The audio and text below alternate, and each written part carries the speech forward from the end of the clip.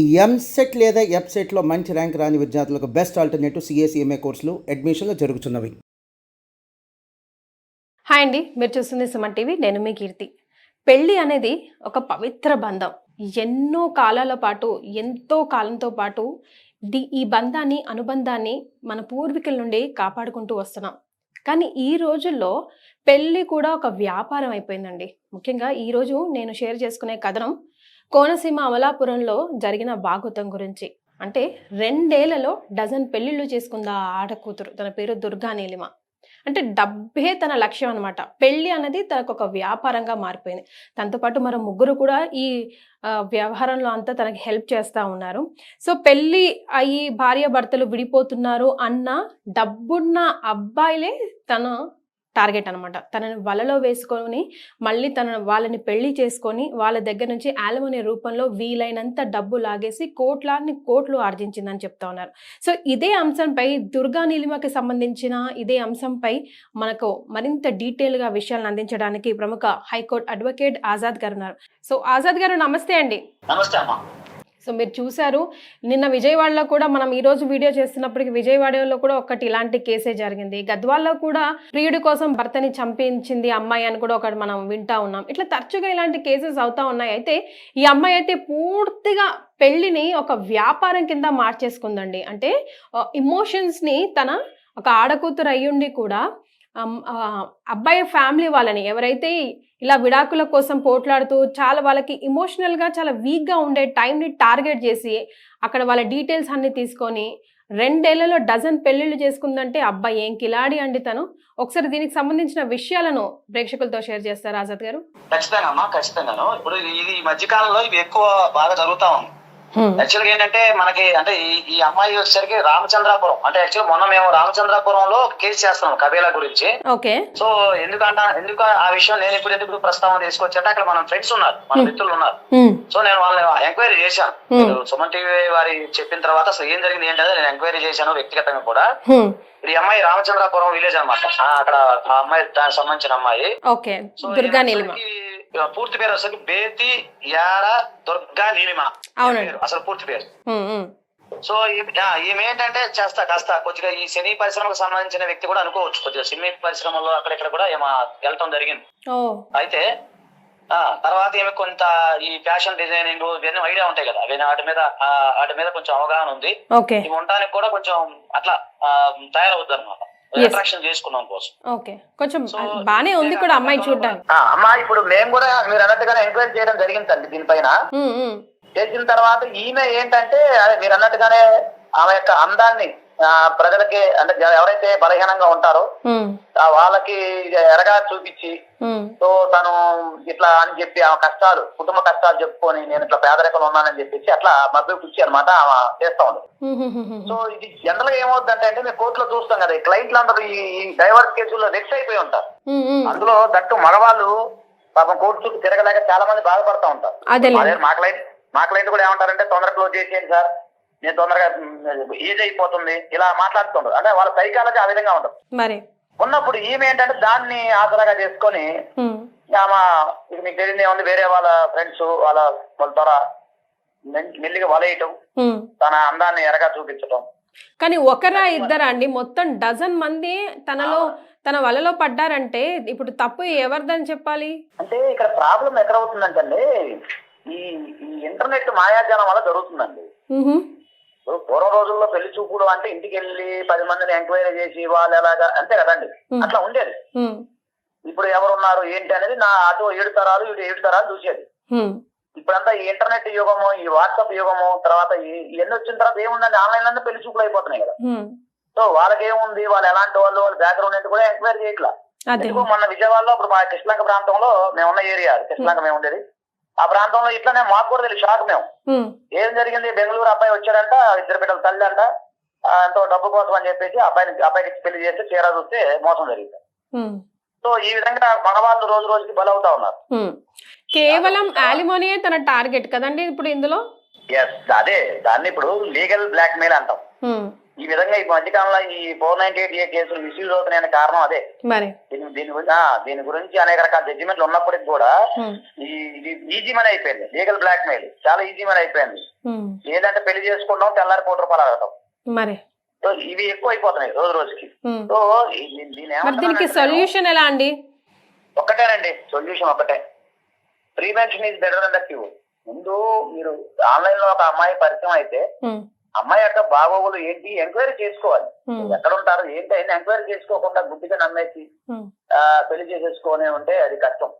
తర్వాత ఇప్పుడున్న పరిస్థితిలో ఏంటంటే వాళ్ళ యొక్క బలహీనమైన మనస్తత్వాన్ని వీళ్ళు దాన్ని క్యాష్ చేసుకుంటారు. ఎగ్జాక్ట్లీ. తనది ఎంత క్రిమినల్ మైండ్ అంటే ఎవరైతే అబ్బాయిలు చాలా ఎమోషనల్ గా లోగా ఉంటారో, విడాకుల కోసం తరచుగా కోట్లకి తిరుగుతున్న రిచ్ పీపులే తన దుర్గా నీలిమ టార్గెట్ చేసుకుంది. అందుకే అంత ఈజీగా ట్రాప్ లో వాళ్ళు కూడా పడిపోయారు. బికాజ్ ఇమోషనల్ బ్లాక్మెయిల్ ఇది 100% కదండి. అవునండి, అవును. ఇది అదే హనీ ట్రాప్ కూడా ఈ మధ్య కాలంలో బాగా జరుగుతుందండి. ఎవరైతే రిచ్ పీపుల్ ఉంటారో లేకపోతే రిచ్ గా ఉన్న వాళ్ళు ఏంటంటే ఈ మహిళలు ఎరయటం, కొన్ని ఫోటోలు తీసుకుంటాం, బ్లాక్ మెయిల్ చేయటం. అంటే ఎందుకంటే మొన్న కేసు చేశాం మేము. ఒక మహిళ 11 గంటలకు పిల్లోడు బండి మీద వస్తున్నాడు, కొద్ది లిఫ్టీ బాబు అని అడిగింది. బాగుంది అమ్మాయి, రిచ్ లుక్ ఉంది. సరే అని చెప్పి ఎవరో లేడీ అడుగుతుందని చెప్పి అతను మనోడు ఎక్కించుకున్నాడు. సగం దూరం రాగానే నా చేయి పట్టుకున్నావు, నీ మీద నేను కేసు పెడతానని చెప్పి బెదిరించింది. అతను షాకు. ఇదేంద్ర బాబు, నేను పోలేని మంచితనం మీద నేను ఇట్లా ఇచ్చాను, లిఫ్ట్ ఇచ్చాను, సో ఇదేంటి ఇలా మాట్లాడుతున్నా, నేను చేయబడుతున్నాను, కేసు పెడతా పోలీస్ స్టేషన్ లో అంటే అతను మళ్ళీ వెంటనే పోలీసులో ఫోన్ చేసి సరే సీసీ కెమెరాలో ఒక స్టోరీ. సో ఇట్లాగా ఈ రోజు రోజుకి మగవాళ్ళు బలవుతున్నారు. మహిళలు జనరల్గా ఏంటంటే చట్టాలు ఎందుకు తీసుకొచ్చారు? మహిళల రక్షణ కోసం తీసుకొచ్చారు. అలాంటిది పోయి ఈ చట్టాలని ఎక్కువ మిస్యూజ్ అయ్యే అవకాశం రోజు కనపడతా ఉంది. అంటే ఉదయం లేస్తే మహిళల హక్కుల కోసం లేదా మహిళ కోసం ఆరాటపడే మేము కూడా తరచుగా ఈ మధ్య కాలంలో మహిళలకి ఆపోజిట్ గా మాట్లాడే న్యూస్లే వింటున్నామండి. నిజంగా చాలా చాలా ఒక మహిళ అయ్యుండి కూడా చాలా బాధగా అనిపిస్తుంది. మాట్లాడాలంటే కూడా మీ పోటీ వాళ్ళకి చెప్పండి, మాట్లాడండి, ఇలా చెయ్యండి, ఇలా చేయకూడదని చెప్పండి అని చెప్పాలన్నా కూడా నిజంగా సిగ్గుగా అనిపిస్తుందండి.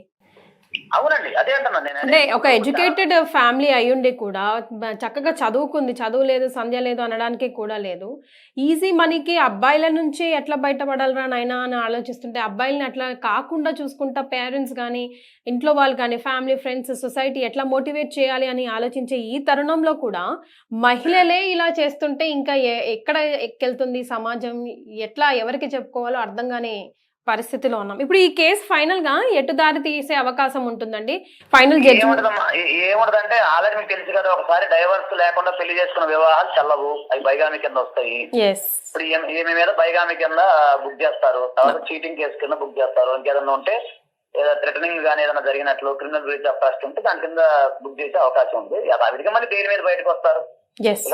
మామూలుగా ఏముంటదండి, ఇక దాంట్లో ట్రయల్ ప్రకారం నడుచుకుంటూ వెళ్తారు, అంతే. ఏముంటదండి అదే ఏం ఉంటది అని అంటున్నారు కాబట్టి ఏం ఉండదు, ఏముంది మహా అయితే ఇలా వెళ్ళిపోతుంది, ఇలా వెళ్ళొచ్చు, అది కూడా ఈజీ అయిపోయిందండి. అందుకే చట్టం పటిష్టం.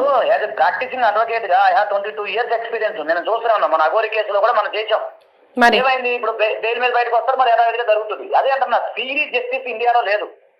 దట్టు మీకు భారతదేశంలో ఒక మహిళా విషయంలో ఇంకా అంత ఫాస్ట్ వెళ్ళదు. అదే ఇప్పుడు మగవాడు చేస్తే ఉదాహరణకి ఇదే పని ఒక మగవాడు చేస్తే చెప్పండి చట్టాలు ఎట్లా పోతాయి, మరి బెయిల్ కూడా రాదు. అదేలేండి, హైకోర్టు దాకా వెళ్ళాల్సి వస్తుంది. ఇప్పుడు ఇందులో ఏముంటదండి, కన్సిడరబుల్ మహిళ కాబట్టి యథావిధిగా బెయిల్ తెచ్చుకుంటుందా, యథావిధిగా ట్రయల్ నచ్చింది, ట్రయల్ లో ఇవన్నీ రుజువు అవ్వాలి. రుజువు అయినప్పుడు వాళ్ళు వచ్చి చెప్పినప్పుడు ఒక మగవాడు వచ్చి అవును ఈ అమ్మాయి పెళ్లి చేసుకున్న 12 మంది రావాలి. ఇవన్నీ ఎప్పుడు తేలాలి. ఒకవేళ తేలిన తర్వాత ఒకవేళ శిక్ష పడింది, హైకోర్టుకి అప్పీల్కి వెళ్తారు. ఏముంటదండి, హైకోర్టు గారు సుప్రీంకోర్టుకి వెళ్తారు. అది కాదు కదా సమస్య. దానివల్ల ఏమవుతుంది, ఏమీ కాదు. ఇప్పుడు నేను చెప్పేది ఏమంటున్నానంటే, ఎవరైనా ఇలాంటి సంఘటన మీ దగ్గరకు వచ్చినప్పుడు జాగ్రత్తగా ముందు మీరు ఎంక్వైరీ చేసుకోండి, అది నేను చెప్పేది. ఈజీగా ట్రాప్ లో పడొద్దు, అదే ముందు మనం తీసుకోవాల్సిన జాగ్రత్త అంటున్నారు.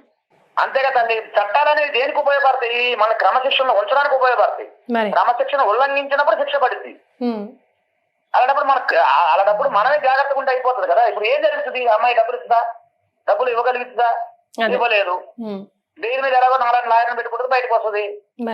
ఇలా క్రిమినల్ ట్రయల్ చేస్తాము, మేము చేయలేదని నేను రుజువు చేస్తాము, అయిపోయింది కేసు. ఇది ఓపెన్ సీక్రెట్ కదా. అదే అండి, అదే. ఇప్పుడు accused is innocent until proven guilty. Yes, ఒక వ్యక్తి మీద నేరారోపణ చేసినంత మాత్రం నేరస్తుడు కాదు కదా, అదే. నేరం రుజువైనప్పుడు రుజువైన, నేరస్తుడు. ఎగ్జాక్ట్లీ. అది మన చట్టం చెప్తుంది. ఇప్పుడు మీరు ఇప్పుడు చూసే ప్రేక్షకులు అందరూ అనుకుంటారు, ఏమనుకుంటారు, అమ్మాయి నేరం చేసింది కదా, అమ్మాయి తప్పు చేసింది కదా అంటారు. కరెక్ట్. అది ఎక్కడ నిరూపించబడాలి? ఆంధ్రప్రదేశ్ కోర్టులో నిరూపించబడాలి. ఈ మనసాక్షిగా నా మనసాక్షిగా నిరూపించబడితే శిక్ష పడదు కదమ్మా. అలా కాదుగా, అదే కదా, అది ధర్మం. Yes yes. కాబట్టి ఇలాంటి ఎవరైనా మళ్ళీ చెప్తున్నా, ఈ మన ఛానల్ సాక్షిగా దయచేసి చెప్తున్నాను, ఎవరైనా ఒక అమ్మాయి మిమ్మల్ని ట్రాప్ చేస్తే 100 రకాలుగా ఆలోచించండి మిత్రులారా. ఒకటే నేను చెప్పే సలహా. రైట్. కంప మీద కొట్టేసుకున్నాం గట్టిగా అయితే తిరిగిపో, ఏం లేదు, సింపుల్. మరి right right. Thank you so much అండి. Thank you so much for joining us. నమస్తే. నమస్తే. So ya, high court advocate Azad garu ప్రకారం ముళ్ళొచ్చి ఆకు మీద పడ్డా, ఆకొచ్చి ముళ్ళు మీద పడ్డా చినికేది ఆకువే అని ఈ రోజుల్లో మగవాళ్ళకి వర్తిస్తుందేమో అనిపిస్తుంది తరచుగా కేసెస్ చూసుకుంటూ ఉంటే. సో ఎస్, ఎమోషనల్గా చాలా చాలా ఇప్పుడు ఈ మధ్యకాలంలో ఎన్ని కేసులు చూసినా, రీసెంట్గా కేరళ కేసు కూడా ఒకటి బయటకు వచ్చింది. సో అబ్బాయిలే ఎక్కువగా, ఈవెన్ స్టాటిస్టిక్స్ ప్రకారం కూడా సూసైడ్లు, డిప్రెషన్లోకి వెళ్తూ ఉన్నారు. కాబట్టి దయచేసి ఏది చేసినా, ఏ స్టెప్ తీసుకున్నా ఇమోషనల్గా కాకుండా మైండ్ఫుల్గా ఆలోచించి డెసిషన్ తీసుకోండి. అండ్ చాలా క్లియర్గా చెప్తా ఉన్నారు, ఓపెన్ సీక్రెట్ ఇదంతా, తనకి ఏం జరుగుతుంది ఏం జరగదు. తప్పు చేసిందని అందరికీ తెలుసు, డజన్ మంది ప్రూఫ్ ఉన్నారు, కానీ నిరూపించబడాలి కదా. అది ఎన్ని రోజులు కొనసాగుతుందో, ఎన్ని రోజులు మళ్ళీ వాళ్ళ కోర్టులు చుట్టూ తిరగాలో ఇక సమయమే నిర్ణయిస్తుంది. Thank you so much for joining us.